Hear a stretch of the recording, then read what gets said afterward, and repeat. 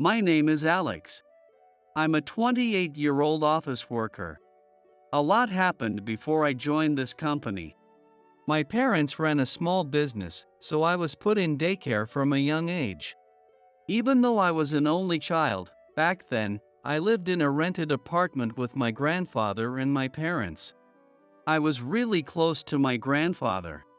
Since my mom often came home late, my grandfather would go shopping in the evening, and I would tag along with him. He was a kind man who would cook rice, set out the side dishes he bought, make curry sometimes, and always get me snacks. Physically, I wasn't very strong. My grandfather still worked full-time, so when I got the flu or something, my mom would leave work to take me to the doctor. But I still remember the frustrated look on her face when she said, "You're really a handful." My parents' business wasn't doing well, and they were always arguing about money, which made my nights feel so gloomy. Since the apartment was a bit spacious, I got my own room when I started elementary school. But I couldn't sleep well because I could always hear them quarreling. My grandfather went to bed early and never got involved in their arguments. Even in elementary school, I often stayed home because of headaches or leg pains in the morning. My grandfather, still working, would say, "Take it easy," as he headed out in the morning. My mom was upset, saying, "Are you not feeling well again?" and then head off to work with my dad after she called the school. She once took me to the doctor, but they couldn't figure out what was wrong. Even when I went to school, I would sometimes faint during morning assembly and wake up in the nurse's office. After resting for a while, I'd feel better and return to class. But since I was often absent, I struggled to make friends and usually ended up being alone. School wasn't fun at all, and as soon as classes ended, I would rush home to play video games while waiting for my grandfather to return. My attendance at school was inconsistent, which also affected my studies. There was a boy named Kevin who lived near me and was in the same grade. Kevin would bring me the handouts from the days I missed. And since I was usually alone, I once invited him to play video games. He came over with a smile. Kevin's mom also worked late, so we enjoyed playing games together. Then suddenly, Kevin said, "Oh, I need to do my homework, or my mom will get mad at me."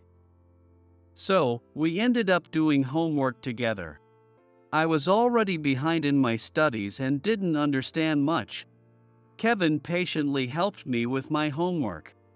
But soon enough, another morning came when I couldn't go to school. After a meeting with my teacher, my mom seemed to have stopped by a bookstore on her way back and silently placed several reference books on my desk.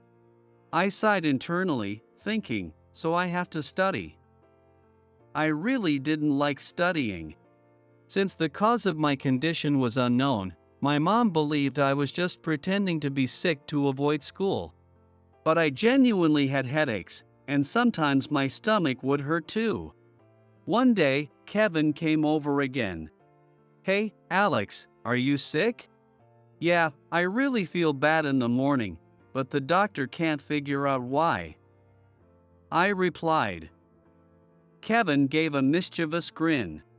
"Look, I snuck this into my backpack today," he said, pulling out a game guide with a smirk. I got really excited. I hated studying, but I loved video games. My parents never bought me any game software, but before my birthday, I would go shopping with my grandfather and convince him to buy me a game. I kept it hidden in my desk drawer, so my mom wouldn't find it and get mad. Kevin looked at my study desk and said, "Oh, reference books. Let me see." It seemed Kevin enjoyed studying. He grabbed one of the books and started writing answers in his notebook. Meanwhile, I got engrossed in the game guide Kevin had lent me. I played through the game alone, trying to figure it out. By the time evening came, my grandfather had returned home. That day, it seemed he was making curry. The smell was amazing. Since I hadn't gone to school, I hadn't eaten lunch that day. Then, my grandfather called us. "Kevin, if you'd like, you can stay and have dinner with us," my grandfather offered, serving Kevin some curry. Kevin happily accepted, thanked my grandfather, and said it was delicious. That's how Kevin and I became good friends. As Kevin was leaving, he said, "Hey, Alex, could you check the answers in the reference book I worked on?" and then headed home. I looked at Kevin's notebook and the reference book. He got everything right. As the days went by, I started to understand my studies a bit more by checking Kevin's answers. Those were the days of our early elementary school years, and soon enough, we moved into the upper grades. But I still occasionally missed school. My mom, as usual, would silently buy new reference books and place them with a thud on my desk. Gradually, I started to get more motivated to study, and Kevin and I would finish our homework together and then enjoy playing games. At night, my parents continued their usual arguments about money. I would try to shake off the stress by playing video games, but even after a bath and getting into bed, I couldn't fall asleep easily because of their voices. So I would turn the volume down and play games late into the night. Looking back, I realized that my erratic lifestyle likely contributed to my sickness in the mornings. Despite everything, I moved on to junior high school. In my first year, I was happy to be in the same class as Kevin, but as middle school studies began, I quickly fell behind. Kevin started going to cram school and became busier. He wasn't much into sports clubs either, so we continued walking home together after school. One night in my second year of junior high, my grandfather collapsed after taking a bath. My mom immediately called an ambulance, and I went to the hospital with her. But my grandfather never regained consciousness and passed away. My beloved grandfather. His funeral was a small one on a cold winter day. After returning home, I cried in my room for days. I even missed school for a while, just staying in bed and crying. After that, my mom would give me money for dinner, and I started buying convenience store meals to eat alone. My attendance at school continued to be irregular throughout my middle school years. Kevin focused on his studies, and I gradually became close to a group of mischievous kids from the after-school club. I would come home to my mom's constant sighs, and with nothing enjoyable at home, I started staying out late, hanging out at my mischievous friends' houses, and sometimes not returning until around 9 p.m. Occasionally, I'd even spend the night at their place. Though I'd let my mom know by text, which she never replied to. The leader of our group had a huge house, and we could play games as much as we wanted there. I continued to miss school. My parents, worn out, didn't even bother scolding me anymore. We'd meet up at convenience stores, buying snacks and meals. Each of my friends seemed to have their own family problems. The leader, who was quite well off, would even buy us drinks, and everyone would hang out at his place, most of them rarely attending school. Kevin started to drift away from me. Maybe bad luck comes in waves. The year after my grandfather passed away, my parents were both killed in a car accident. I didn't know what to do, so my aunt, my dad's sister, stepped in to handle everything. I had lost my family and was left all alone. Even though I wasn't very close to my parents, the sadness still hit me hard. That day, like the day my grandfather died, was another cold winter day. We had to close down my parents' business, and I was able to live in the apartment until I barely graduated from middle school. But since it was a rental, I eventually had to move out. According to my aunt, I received a decent amount of life insurance. However, my dad had debts, and most of the money went towards closing the business and paying off the debts. Naturally, I gave up on going to high school. I didn't even want to go. My aunt became my guardian, and I started living alone in a small apartment without a bath. I needed to work immediately to support myself, so I got a job at a nearby convenience store. I worked early in the mornings. The store manager, Brian Smith, was kind to me and patiently taught me the job, treating me with care. I lost track of my mischievous friends, but I didn't have time to hang out with them anyway. Around that time, my morning health improved, and I settled into a regular routine. But work kept me so busy that I was exhausted by the time I got back to my apartment. Spring arrived, and the cherry blossoms sadly scattered. There was an old-fashioned bathhouse nearby, and I started going there every day to relieve my fatigue. However, the bathhouse fees began to add up with daily visits. Even though it was an unavoidable expense, I decided it was time to start cooking for myself, as I had been relying on convenience store meals every day. I began saving up my wages little by little, buying a rice cooker and kitchen utensils, and after my shifts, I would stop by the supermarket to look for discounted items and try my hand at cooking, even though I was still a novice. I often recalled how my grandfather would skillfully prepare meals. To save on gas, I bought a portable stove. I gathered cooking tools from a dollar store, gradually getting used to cooking for myself while also adjusting to work and managing to get by day. I bought a second-hand, old-fashioned washing machine, and since I didn't have a balcony, I dried my clothes inside the apartment. Work at the convenience store was busy, with tasks like stocking shelves and cleaning.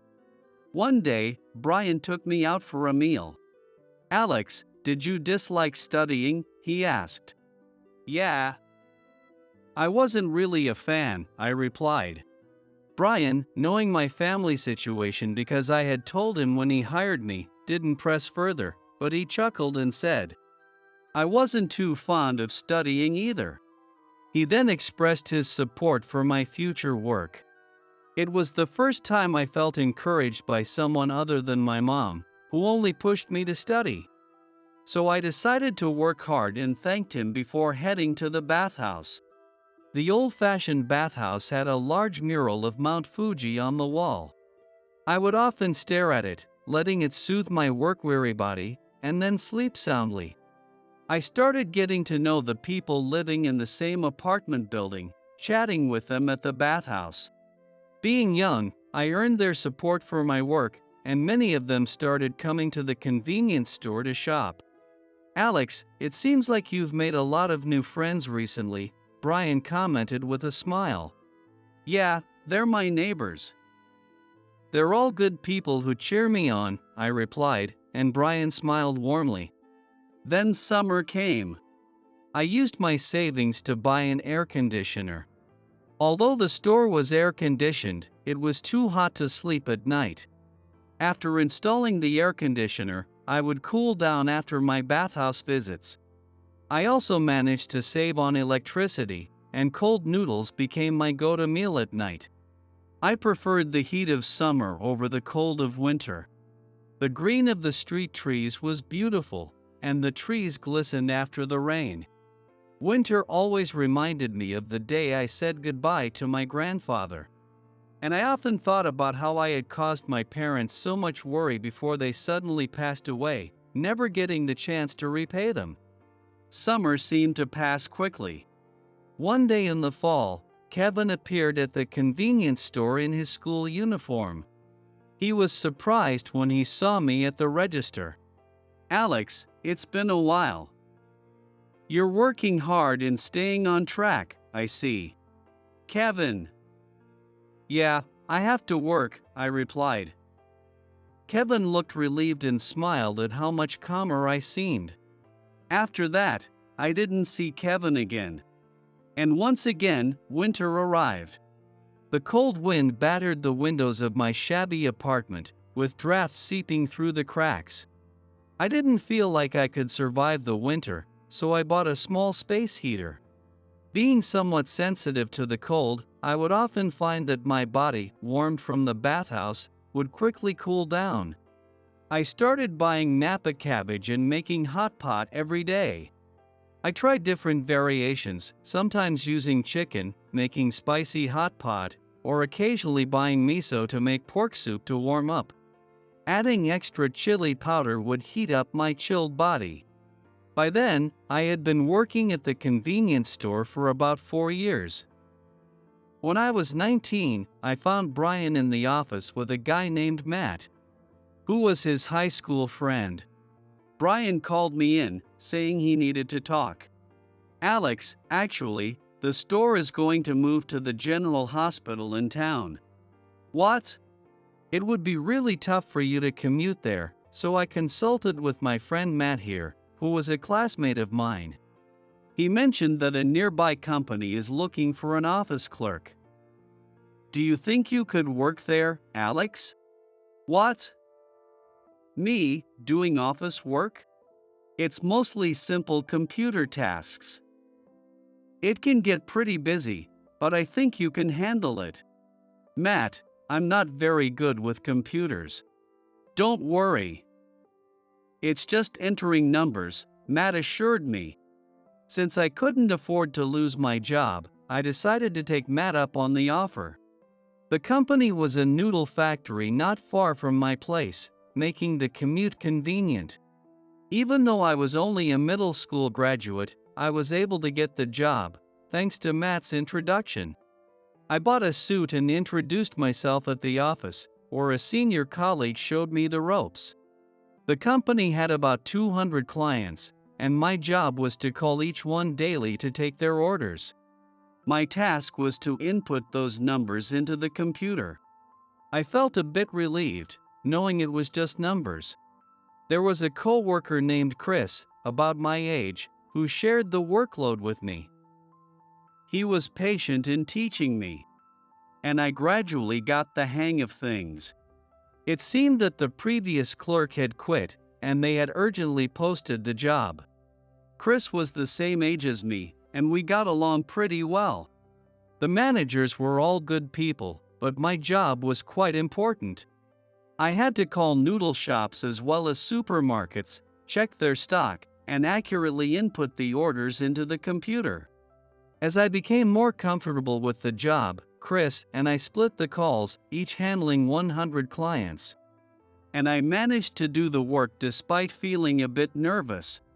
However, I was shocked when I received my first paycheck. Although I was officially an employee, my take-home pay was only about $1,300. Still, I was just a middle school graduate. I didn't have any other skills, and I knew it would be tough to find another job if I tried. I made up my mind to stick with it, saving money where I could, and keep going. One day, I received an email on my phone from Matt, the friend of my former convenience store manager who had introduced me to this job. Matt had told me, "If you ever need anything, just reach out." His message asked, "How's the job going?" So I replied, "Thanks to you, it's going well." I was genuinely touched that he was thinking about me. The workplace had a bit of a family atmosphere, and even though the pay was low, it was a relief to work there. Chris quietly informed me one day, "Hey, sometimes Mr. Harris, the president and son of the chairman, comes by to check the office. When he does, just keep your head down and focus on your work." I thanked Chris and noted his advice. Come to think of it, I had never seen the president's face. I wondered what kind of person he was. About a month later, Mr. Harris made an appearance. Everyone immediately fell silent and started working diligently. Mr. Harris seemed to be in his 40s, with a stern expression and furrowed brows. He silently looked over each person's computer screen before leaving without a word. Everyone looked relieved afterward. Later, Chris told me that Mr. Harris had a short temper and would suddenly start yelling if something displeased him. I felt relieved that nothing had gone wrong during his visit. Afterward, Chris said, "Alex, one of our clients' noodle shops is surprisingly good, and we went there that evening." The food was indeed delicious. Of course, we split the bill, but the prices were reasonable. After that, we would occasionally visit other clients' noodle shops or grab coffee together, and time passed as we grew closer. My salary increased slightly, but it was just a small raise, and I realized I had been wrong to expect much of a bonus. It was just a modest addition to my regular pay. I had upgraded my phone, so I enjoyed playing mobile games before going to bed. I had fun playing online games with Chris. It reminded me of how much I loved games when I was a kid. And once again, the winter I dreaded arrived. The town prepared for Christmas. The lights turned red and blue, and couples walked around looking happy. A girlfriend. It's embarrassing, but that seems like a distant dream for me. With my current low salary, I can barely support myself, let alone think about dating. I asked Chris if he wanted to go to a bar together with our bonus, but unfortunately, he had a date. So we postponed the bar visit to the next day. Snow was falling lightly, and the withered street trees were dusted with snow, like white cherry blossoms. I longed for spring. Snow quietly piled up on my clear umbrella as I walked alone through the streets. The next day, as planned, Chris and I went to the bar. The snow had stopped, but the north wind was biting cold. Sometimes, I would drink a beer at home, pairing it with a homemade hot pot. But this was the first time I went out for drinks with a coworker after the year-end party. We had some nice food, and the alcohol loosened up the conversation. Chris asked me about my school days and how I ended up working at the company. Since I had nothing to hide, I told him about how I disliked school and how I was raised by my grandfather. Chris mentioned that his family runs a small business and eventually he'll have to take it over. He's been with his girlfriend since high school. When I complained about my salary, Chris said he had heard from the senior employees that many people had left the company because of it. But Chris, still living at home, didn't seem too worried about money. Then he invited me to go for a drive after the new year. Chris had a driver's license but mentioned that he usually borrowed his dad's car.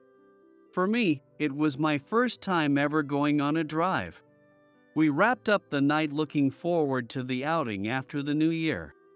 Maybe it was the alcohol, but I felt warm on the way home.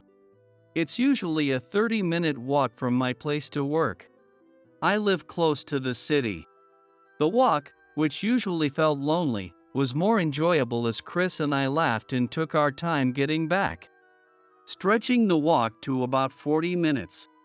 I've never really felt the excitement of New Year's. Sure, the alcohol tasted good, but I had distant memories of my dad always drinking and complaining to my mom. So, even after becoming an adult, I never overindulged. My mom was strong-willed, so I guess she never let my dad get the better of her.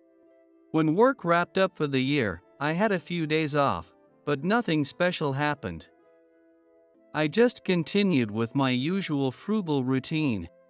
I spent time playing games, treating myself to a slightly pricier spa visit, and taking it easy. Feeling bored, I went for a walk around the neighborhood and noticed that the community center, which used to be there, had been demolished. I wondered if it had been relocated. I walked quite a bit that day, which was unusual for someone like me who usually sits at a desk. Even in the city, there were quite a few detached houses, and I saw many older people walking their dogs. As an only child, I had always wanted a dog, but pets were prohibited in rented apartments, and of course, they were also forbidden in my current place. Even if I could have one, I thought, with my low income, I probably couldn't afford to take care of a dog. I felt a deep sense of despair about the future. To escape reality, I turned to my usual pastime, playing games. When the new year arrived, as promised, Chris invited me for a drive. He picked me up near my place since the road in front of my apartment was narrow. The car was pretty luxurious. As I got into the passenger seat, I noticed my legs trembling unconsciously. It surprised even me, and Chris noticed, asking if I was okay. I realized that the car had triggered memories of my parents' car accident. I told Chris about it, and he reassured me, saying, "Don't worry, I'll drive safely." After a while, the trembling subsided, and as we drove for about 2 hours, we entered a scenic mountain road. I enjoyed the natural views and the sight of the town from the hills. I returned home feeling very satisfied. At first, I was shocked by my own fear of being in a car, but the wide-open natural scenery had a calming effect on me. Then, the New Year's holiday ended, and it was back to work. I did my best to avoid any mistakes. One Sunday, while out for a walk, I noticed that the empty lot where the community center used to be had been turned into a small park. When I walked through the park, I realized it shortened my commute, so I started taking that route the next day. It also made the walk to the bathhouse shorter. From then on, I walked through the park every day. In spring, the cherry blossoms in the park were beautiful. At work, the number of clients had grown to over 300. Chris and I split the workload, each handling 150 clients. I managed to get home at my usual time. Since I had a set time to wake up in the morning, I began to take my time walking the route, now shorter commute. Enjoying the flowers in the park and taking deep breaths as I headed out. Even though winter felt long and difficult for me, spring and summer seemed to pass by in the blink of an eye. Summer quickly turned into the lonely autumn of falling leaves after I finished visiting the graves. In September, while it was still uncomfortably hot, a homeless man began living in the park I walked through every day. Though I found it a bit unsettling, something about the man's face reminded me of my grandfather, who had passed away too soon. There was a certain resemblance in his profile. One hot evening on my way home from work, I noticed the homeless man seemed to be in bad shape, probably due to the heat. I wanted to call an ambulance, but I figured he wouldn't be able to afford the medical expenses. So I bought him a bottle of water from a vending machine. I approached him and asked, "Are you okay?" He seemed conscious. I handed him the drink and then went home. The next morning, I was relieved to see that the homeless man looked better, sleeping soundly on a bench. The street trees turned red with autumn leaves, and the cold of winter approached. Around that time, Chris's father suddenly passed away from an illness. This forced Chris to leave the company early to take over the family business. I thanked Chris for everything before we said our goodbyes. After that, I had to take on Chris's workload, handling the phone orders and data entry for over 300 clients. Naturally, this led to a lot of overtime. My boss mentioned that a new clerk would be hired soon, but no one came for a long time.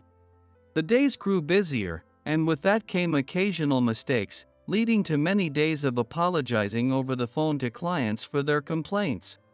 Since the clients were troubled by shortages, my boss often had to rush out to make deliveries. And the number of times I had to apologize to him also increased. It was a tough winter.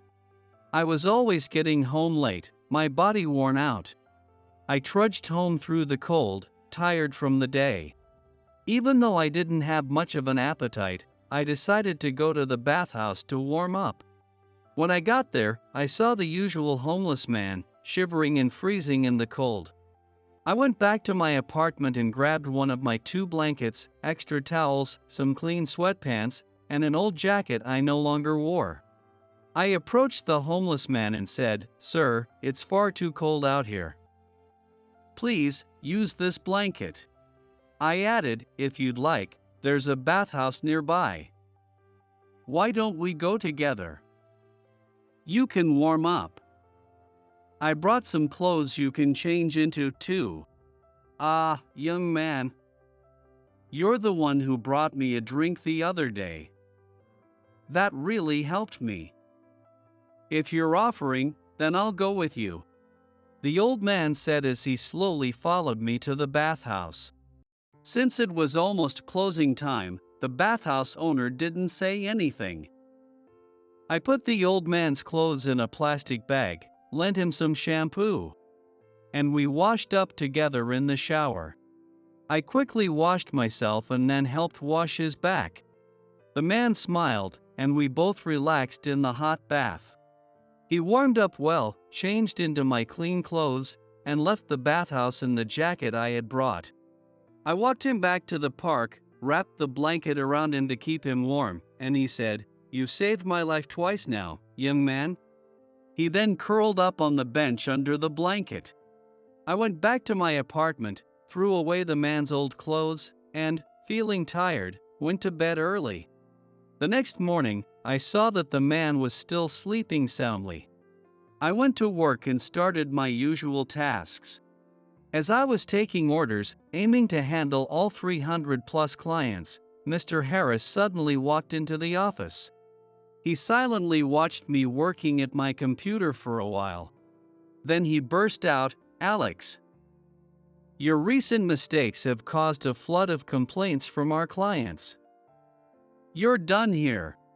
Don't bother coming in tomorrow." "Wait, are you firing me?" "I've been doing my best, handling the workload of 2 people," I protested. "Shut up. I don't want to hear any excuses.